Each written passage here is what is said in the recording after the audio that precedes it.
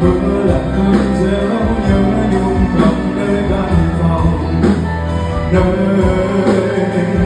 anh có em mang về. Anh như con thuyền không bến đời, sóng số anh dạt bờ, anh ngước mắt lên đâu trời ơi, ngỡ như ngày cùng